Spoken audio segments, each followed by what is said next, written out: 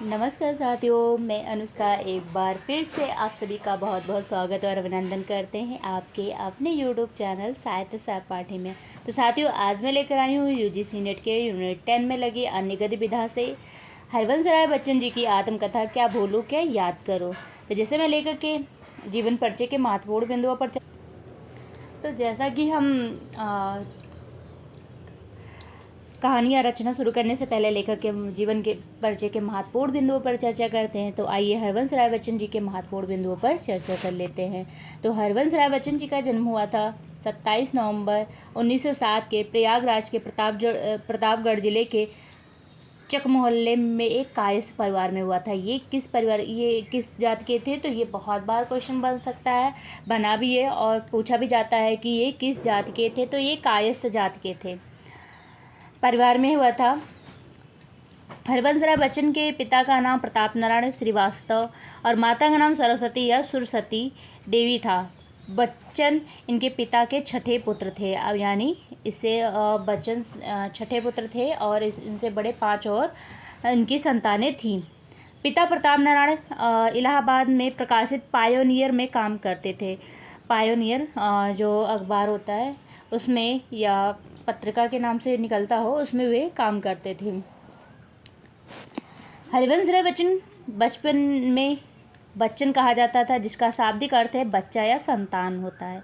बाद में इसी नाम से ये मशहूर हो गए और इन्होंने यही अपना उपनाम बना लिया था। बच्चन जी की माता सरस्वती देवी संगीत में विशेष रुचि रखती थी और सुर के पदों का गायन करती थी। बच्चन जी की शिक्षा उर्दू से शुरू हुई थी। इस कारण ये था कि कानून की पढ़ाई के लिए उर्दू को आवश्यक माना जाता था।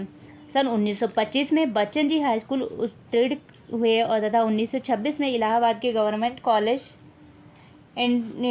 में इंटर में दाखिला लिए और 1927 ईस्वी में द्वितीय श्रेणी में उत्तीर्ण हुए। सन 1927 में इलाहाबाद विश्वविद्यालय में बीए में दाखिला लिए। ऐच्छिक विषय में हिंदी और फिलॉसफी रखे। सन 1929 में बीए की परीक्षा प्रथम श्रेणी में उत्तीर्ण किए थे। हरवंश राय बच्चन की शादी सन 1926 में रामकिशोर की कन्या श्यामा से हुई। ये इनकी पहली पत्नी थी श्यामा, जिनका लास्ट अंत में टीबी से जंग लड़ते हुए अंत में इनकी मृत्यु हो जाती है। विवाह के समय श्यामा की उम्र 14 वर्ष और बच्चन की उम्र 19 वर्ष थी। दुर्भाग्यवशात टीबी की बीमारी हो जाने के कारण श्यामा बच्चन बहुत दिनों तक जीवित नहीं रही। 17 नवंबर 1936 को उनका स्वर्गवास हो गया। कब? 1936 को। बच्चन 1930 में एमए प्रीवियस करके पढ़ाई छोड़ दी। कारण था पत्नी श्यामा का बराबर बीमार रहना, क्योंकि उनकी पत्नी टीबी की बीमारी से बहुत दिनों तक जंग लड़ती हैं। श्यामा बच्चन की मृत्यु के पश्चात 1937 में बच्चन ने फिर से पढ़ाई शुरू की और 1938 में एमए की परीक्षा इलाहाबाद विश्वविद्यालय से उत्तीर्ण की।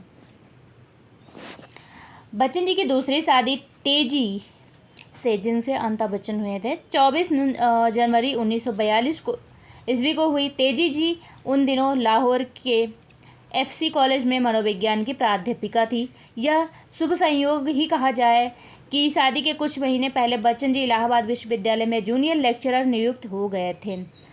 सन 1952 में बच्चन जी अंग्रेजी साहित्य में डॉक्टरेट प्राप्त करने के लिए कैम्ब्रिज विश्वविद्यालय गए। उनका विषय महाकवि ईट्स की कविताओं पर था। बच्चन जी आयरलैंड जाकर महाकवि ईट्स के घर ठहरकर उनके पत्र व्यवहार और हाथ से लिखी संपूर्ण सामग्री का गहन अध्ययन किया। सन 1954 ईस्वी में डॉक्टरेट प्राप्त कर बच्चन जी पुनः भारत आकर इलाहाबाद विश्वविद्यालय में अंग्रेजी साहित्य पढ़ाने लगे। सितंबर 1955 में ईस्वी में बच्चन जी भारतीय आकाशवाणी में हिंदी प्रोड्यूसर नियुक्त हुए, किंतु मात्र 3 महीने बाद ही विदेश मंत्रालय से विशेषाधिकार का पद के लिए बुलावा आ गया। सुप्रसिद्ध अभिनेता और सदी महानायक अमिताभ बच्चन हरवंश राय बच्चन के ही सुपुत्र हैं और इनका एक और पुत्र अजिताभ बच्चन भी है। यानी अमिताभ बच्चन 2 भाई हैं, एक तो अजिताभ बच्चन और एक अमिताभ बच्चन। विश्व सुंदरी और बॉलीवुड की प्रसिद्ध अभिनेत्री ऐश्वर्या राय बच्चन पोता बच्चन के पिता अभिषेक बच्चन की पत्नी हैं। मतलब अभिषेक बच्चन उनके बेटे हैं, उनकी पत्नी ऐश्वर्या राय बच्चन है। हरवंश राय बच्चन को हालावाद का जनक भी कहा जाता है। कहा जाता है कि हरवंश राय बच्चन का जीवन मधुकलश है, दुनिया मधुशाला है, कल्पना साकी है और कविता प्याला है। ये मोस्ट इम्पॉर्टेंट लाइन है, इसको मैं अंडरलाइन करती हूँ, ये महत्वपूर्ण पंक्ति है। पूछ सकता है कि हरवंश राय बच्चन जी का जीवन क्या है, तो मधुकलश है, दुनिया जो है मधुशाला है, कल्पना साकी है और कविता क्या है, प्याला है। साकी का अर्थ भी होता है मदिरा। बच्चन जी की मधुशाला हालावाद की से ओतप्रोत है, जिसमें रूमानियत है, कसक है। इन कविताओं पर उमर खयाम का प्रभाव बताया जाता है। बच्चन जी को मधु ने विशेष आकर्षित किया, जिस कारण इनका काव्य मधुशाला, मधुबाला, मधुकलश, मधु काव्य कहलाता है। सन 1951 में पहला सरस्वती पुरस्कार हरवंश राय बच्चन जी को ही 10 द्वार से सोपान तक के लिए दिया गया था। नरेंद्र शर्मा हरवंश राय बच्चन जी को कवि सम्मेलनों में बेताज बादशाह मानते थे। अब कौन उनको बेताज बादशाह मानता था, तो डॉक्टर नरेंद्र शर्मा जी। चंद्रगुप्त विद्यालंकार बच्चन जी को रस काव्य और माधुर्य का चश्मा मानते थे। ये भी पूछ सकता है। तो ये जितनी भी है महत्वपूर्ण पंक्तियां हैं, इनको हल्के में मत लीजिएगा, क्वेश्चन यहाँ से भी बन सकता है। अब बच्चन जी की रचनाएं, तो काव्य की ओर चलते हैं। तो काव्य में इनकी रचनाओं में क्या है, तेरा हार 1932 में, मधुबाला 1936 में, निशा निमंत्रण 1938 में, आकुल अंतर 1943 में, हलाहल 1946 में, खादी के फूल 1948 में, मिलन यामिनी 1950 में, धार के इधर उधर 1957 में, बुद्ध और नाचगर 1958 में, चार खेमे 64 खूंटे 1962 में, नागर गीता 1966 में। आप प्रीवियस ईयर के प्रैक्टिस से पेपर उठा के देखिए। हरवंश राय बच्चन जी की रचनाओं को क्रम से लगाने के लिए आता है, तो इसीलिए मैं ये सन बता रही हूँ और रचनाएँ बता रही हूँ। तो इनको देखते हुए चलिए, बड़ी ध्यान से पढ़िएगा, इससे क्वेश्चन बनते ही बनते हैं।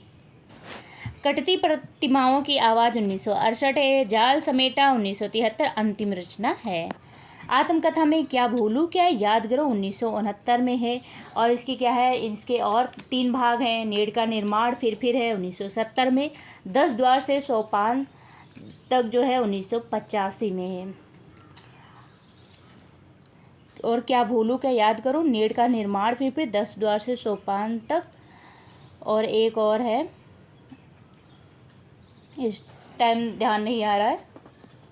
और इनकी एक रचना है बसेरे, यही आत्मकथा का भाग है, बसेरे से दूर। तो इनकी आत्मकथा के 4 भाग हैं।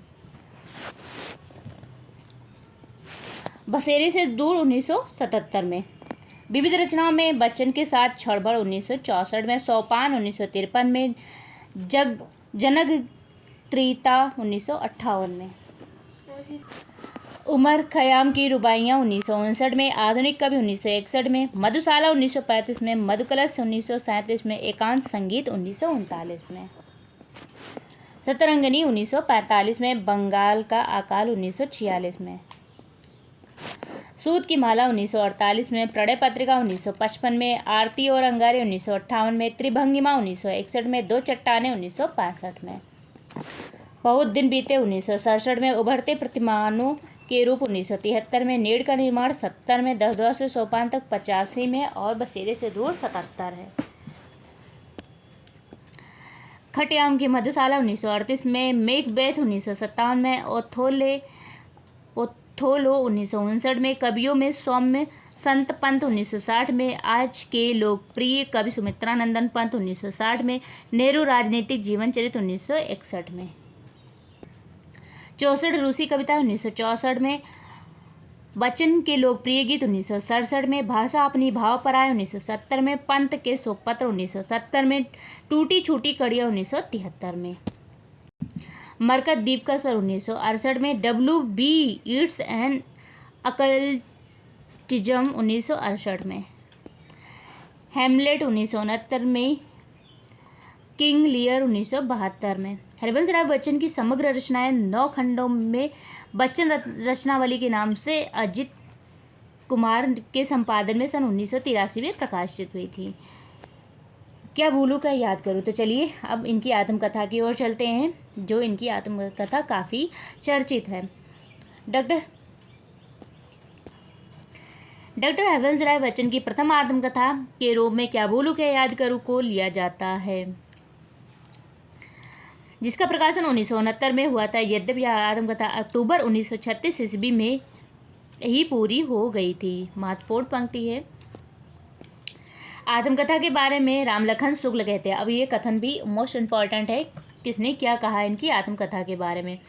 इन्होंने लिखा कि आत्मकथा में लेखक का अपना जीवन, सामायिक जीवन और उसकी जीवन प्रक्रिया के क्रम में मानसिक संरचना का बोध होता है। महत्वपूर्ण है।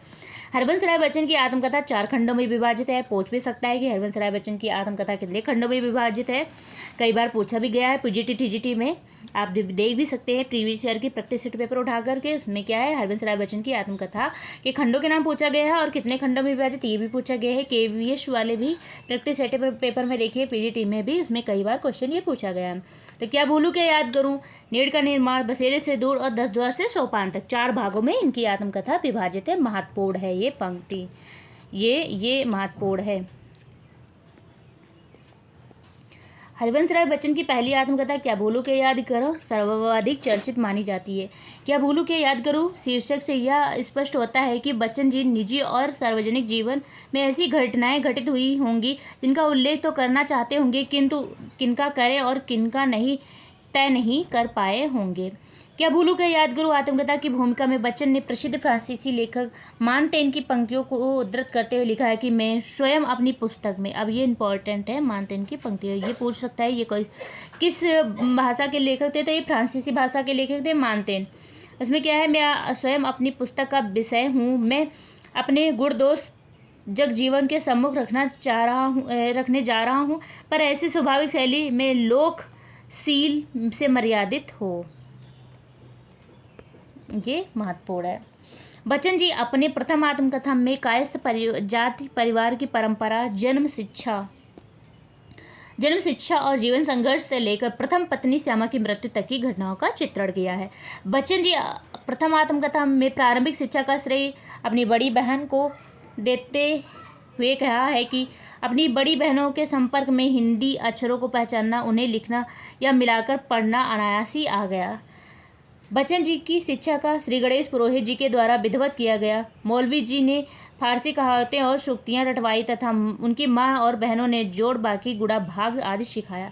8 वर्ष की उम्र में, अब कितने वर्ष की उम्र में, 8 वर्ष की उम्र में बच्चन को घर के पास ही मोहतसियागंज म्यूनिसिपल स्कूल में डाला गया। यहाँ से पहला और दूसरा दर्जा पास किया।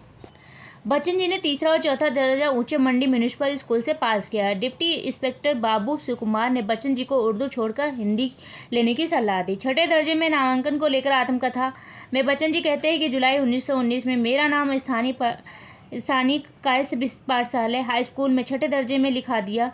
ऊंचा मंडी स्कूल में से कायस्थ पाठशाला हाई स्कूल से हम क्या आ गए, मानो एक दरबे से निकलकर खुली हवा में आ गए।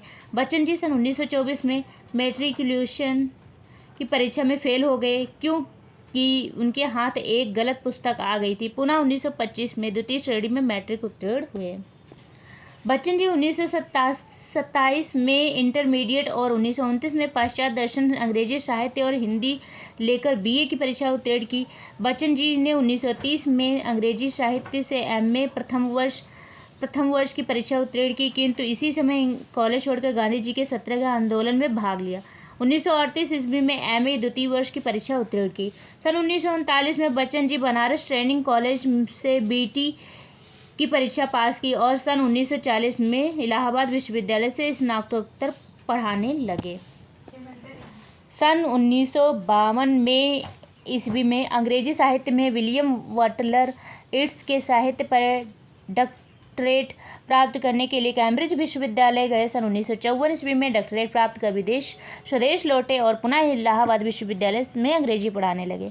बच्चन जी फौजी की शिक्षा प्राप्त कर एनसीसी में लेफ्टिनेंट की रैंक प्राप्त किए और उनके कंधों पर 2 स्टार लगने लगे। बच्चन जी कायस्थ पाठशाला में की गई तुकबंदी को अपने काव्य जीवन का उद्गम मानते हैं, जहाँ पंडित विश्राम तिवारी ठाकुर विक्रमादित्य सिंह और आनंदी प्रसाद श्रीवास्तव ने उन्हें कविता लिखने को प्रेरित किया था। बच्चन जी ठाकुर यादवेंद्र सिंह के कहानी संग्रह हार से प्रेरित हो अपने प्रथम कहानी संग्रह का नाम तेरा हार रखा था। बच्चन जी बनारस में ट्रेनिंग कॉलेज में अध्ययन के दौरान एकांत संगीत और स्नातकोत्तर अध्यापन काल के दौरान आकुल अंतर तथा विकल विश्व के कुछ गीतों की रचना की। सन 1926 ईस्वी में बच्चन जी का विवाह तत्कालीन इलाहाबाद हाईकोर्ट के अनुवादक बाबू रामकिशोर की पुत्री श्यामा जी से हुआ। शादी के समय बच्चन जी श्यामा जी हंसमुख बच्ची लगी, जिसके साथ बच्चन जी भी बच्चा बन गए। श्यामा उन्हें स्काई लार्क लगी। श्यामा का गौना हुआ पर वे बुखार में थी। उसने बच्चन का नाम सफरिंग रख दिया था। श्यामा बच्चन क्षय रोग से ग्रसित हो 17 नवंबर 1936 को मृत्यु को प्राप्त हुई। इस बारे में बच्चन जी लिखते हैं कि श्यामा को फेफड़े का क्षय नहीं, आंत का क्षय था, जिसे डॉक्टर लोग 6 वर्ष नहीं पहचान सके, और जब उन्हें पहचाना तब वह लाइलाज हो चुका था। महत्वपूर्ण है। श्यामा बच्चन के ऑपरेशन के बारे में बच्चन जी कहते हैं कि श्यामा जिस दिन से बीमार पड़ी, मैंने अपने ऊपर उसकी सेवा का भार लिया। पटना में श्यामा का ऑपरेशन विफल हो गया। इस तनावपूर्ण मना स्थिति में मैंने मधुकलश के गीत लिखे। हरवंश राय बच्चन की दूसरी शादी खजान सिंह सूरी और जो बैरिस्टर थे की छोटी पुत्री तेजी जी से 24 फरवरी 1924 को इलाहाबाद के मजिस्ट्रेट मिस्टर डिक्सन के सामने सिविल मैरिज में के रूप में हुई। तेजी से मिलन की झांकी को बच्चन जी ने सतरंगिनी और जयमाल कविता में प्रस्तुत किया था। प्रथम आत्मकथा में यह भी उद्धृत है कि श्यामा की मृत्यु के बाद और तेजी के आने से पूर्व बच्चन के जीवन चंपा, रानी, आयरिश, तालिबुद्दीन आदि स्त्रियाँ आ चुकी थी। पंडित अमरनाथ झा की कृपा से बच्चन जी को इलाहाबाद विश्वविद्यालय में 100 रुपये की लेक्चरर की नौकरी मिल गई। कितने रुपए? 100 रुपये की। महत्वपूर्ण है। 11 अक्टूबर 1943 को अमिताभ बच्चन और 18 मई 1947 ईस्वी में अजिताभ बच्चन का जन्म हुआ। सन 1933 ईस्वी में बच्चन जी ने बनारस हिंदू विश्वविद्यालय में मधुशाला का पाठ किया था, जो अति प्रशंसनीय रहा था। सन 1943 में दिल्ली के लाल किला मैदान में हिंदी साहित्य सम्मेलन के अधिवेशन में हो रहे कवि सम्मेलन में बच्चन जी ने इस तरह काव्य पाठ किया कि उपस्थित सभी श्रोता ध्यानस्थ हो गए। कहा जाता है कि मधुशाला के प्रशंसक एक विद्यार्थी ने आत्महत्या कर ली थी, जिस पर बरेली की प्रोफेसर ज्ञान प्रकाश जौहरी ने बच्चन जी पर अंग्रेजी में 3 लेख लिखे थे और कहा था, अब भारत के लोग मधुशाला के कवि बच्चन के दीवाने होने लगे हैं। छायावादी कविता के उस युग में मुहावरेदार जनभाषा में कविता लिखने के कारण हिंदी के महारथियों ने उन्हें अपराधी घोषित किया, पर बच्चन जी का कविता का स्वर वे सारे रथी महारथी दबा नहीं पाए। बच्चन जी को प्राप्त पुरस्कार। अब बच्चन जी को कौन कौन से पुरस्कार मिले हैं? सन 1933 में द्विवेदी मेले के दरबार में बच्चन जी को स्वर्ण पदक प्राप्त हुआ। 64 रूसी कविताओं पर सन 1966 में सोवियत लैंड नेहरू पुरस्कार तथा इसी वर्ष राष्ट्रपति सर्वपल्ली राधाकृष्णन द्वारा राज्यसभा के सदस्य मनोनीत और हिंदी साहित्य सम्मेलन द्वारा साहित्य वाचस्पति प्राप्त हुआ। 2 चट्टानों कृति पर सन 1968 में साहित्य अकादमी पुरस्कार प्राप्त हुआ। ये मोस्ट इम्पॉर्टेंट है, इसको अंडरलाइन कर दिया है। साहित्य अकादमी पुरस्कार 2 चट्टानों पे मिला था 1968 में। और दिल्ली प्रदेश साहित्य परिषद द्वारा सम्मानित। सन 1970 में एफ्रो एशियन राइटर्स कॉन्फ्रेंस द्वारा 10,000 रुपये का लोटस पुरस्कार भी मिला था। 26 जनवरी 1976 को भारत सरकार द्वारा पद्म विभूषण अलंकरण से सम्मानित एवं पुरस्कृत किया गया था। हरवंश राय बच्चन को साहित्य योगदान के लिए अपने जीवन में करीब 60 के आसपास पुरस्कार एवं सम्मान प्राप्त हुए थे। कितने? 60 के आसपास। बच्चन जी की रुचि फिल्मों में थी। शालीमार स्टूडियो पूना की ओर से बच्चन को गीत लिखने और तेजी बच्चन को अभिनेत्री के लिए आमंत्रण मिला था। यद्यपि तेजी बच्चन गर्भवती होने के कारण नहीं गई थी। बच्चन जी ने कई फिल्मों के लिए गीत लिखे, जैसे बदनाम आदि। वे अपने पुत्र अमिताभ बच्चन जी की फिल्मों में ज़्यादा रुचि रखते थे। बच्चन जी की कृत मधुशाला की रिकॉर्डिंग को बच्चन जी एवं मन्ना डे ने स्वर दिया था। बच्चन जी ने सन 1959 में तक कई विदेशी यात्राएं की, जिसमें Belgium, France, Italy, Holland, Nepal, Mongolia, Czechoslovakia, पूर्व जर्मनी, रूस, ताश्कंद, बोखारा, लुआंडा आदि प्रमुख हैं। बच्चन जी की बहुत दिन बीते और उभरते प्रतिमानों में उनकी विदेश यात्रा से संबंधित रचनाएं संग्रहित हैं। सन 1952 ईस्वी में BBC से बच्चन की आत्मकथा क्या भूलूं के याद करूं गीत तथा कैम्ब्रिज जैसा मैंने देखा पाया वार्ता प्रसारित हुई थी।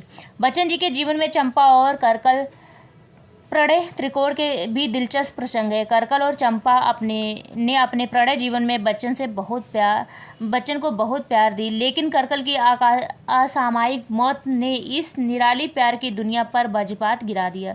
सत्यप्रकाश की हिंदी विज्ञान पत्रिका में बच्चन का पहला लेख छपा, जो उनकी रचनाओं का प्रथम प्रकाशन माना जाता है। यूनिवर्सिटी प्रतियोगिता में बच्चन जी की पुरस्कृत कहानी हृदय की आँख प्रेमचंद की हंस पत्रिका में छपी थी। किसमें? हृदय की आँख हंस पत्रिका में छपी थी।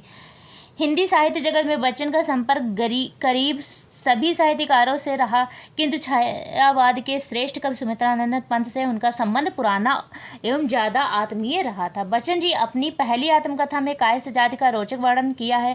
बच्चन जी ने लिखा है कि हमारे एक अध्यापक पंडित जी कहा करते थे कि कायस्थ की मुई खोपड़ी भी बोलती है। बच्चन जी ने कायस्थों के बारे में कई रोचक बातों को रखा है, जैसे कायस्थों के शारीरिक दुर्बलता की ओर व्यंग करते हुए कहा है, 5 लाला से मूली नहीं उखड़ी। कायस्थ कितना खतरनाक साबित होता है, इसके बारे में बच्चन जी ने कहा है कि अगर सांप और कायस्थ एक साथ मिले तो पहले कायस्थ को मारो। बच्चन जी ने अपनी पहली आत्मकथा में अपनी दोनों पत्नी साथ की अन्य स्त्रियों के अलावा चमार, धीवर, काची, जुलाहा जैसी छोटी जातियों का भी बड़ी संवेदना के साथ चित्रण किया है। वस्तुतः बच्चन जी की आत्मकथा क्या भूलूं के याद करूं साहित्यिक जीवन में से संघर्ष करने वाले लोगों के अनुकरणीय है।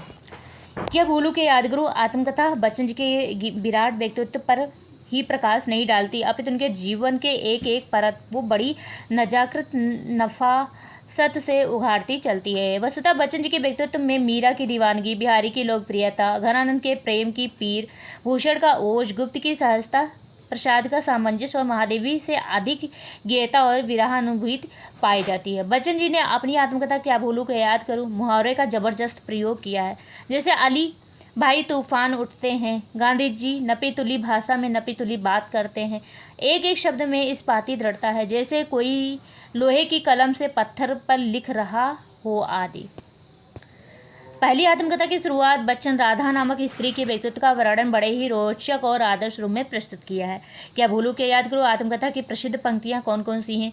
क्या भूलूं के याद करूं में अगणित उन्मादों के क्षण, अगणित अवसादों के क्षण, रजनी की सूनी धड़ियों को किन किन में आबाद करूं मैं।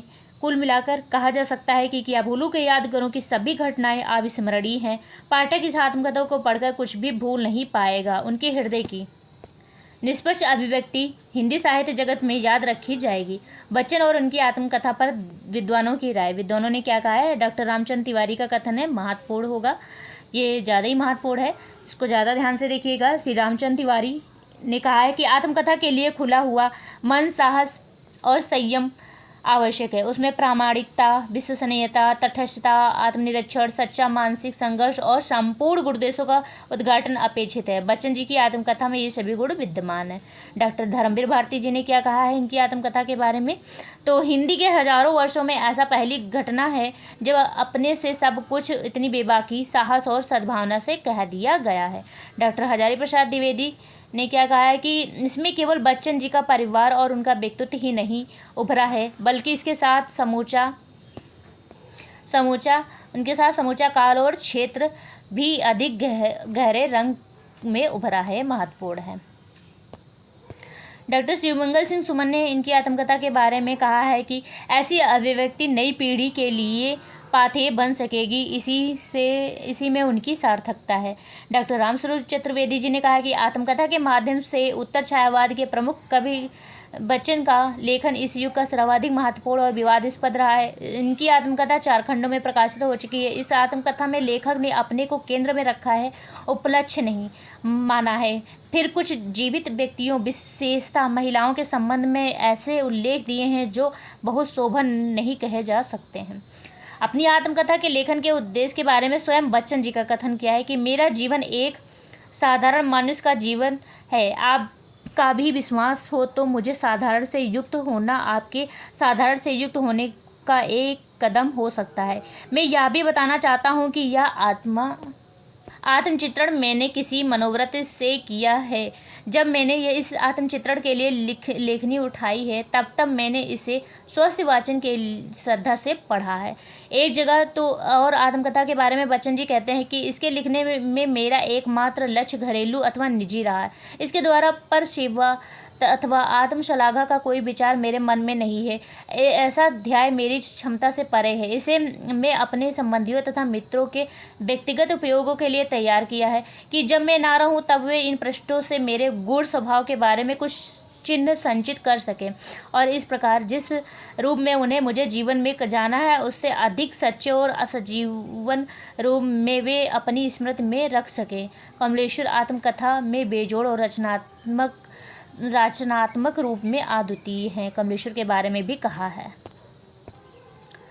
डॉक्टर नगेंद्र रामानुज, लाला श्रीवास्तव, डॉक्टर राजेंद्र यादव, उपेंद्रनाथ अस्क, उपन्यास कासा आनंद देने वाली प्रतिष्ठा कवि की सुव्यवस्थित दोबारा टीवी पढ़ी जाने वाली आत्मकथा है। डॉक्टर बाके बिहारी भटनागर जैसे गौरैया का एक एक तिनका चोच में लगाकर एक सुंदर सा घोंसला बना लेती है, वैसे ही उन्होंने बच्चन जी एक एक काम छोड़कर अपने व्यक्तित्व और उसके चारों ओर के वातावरण का निर्माण किया है।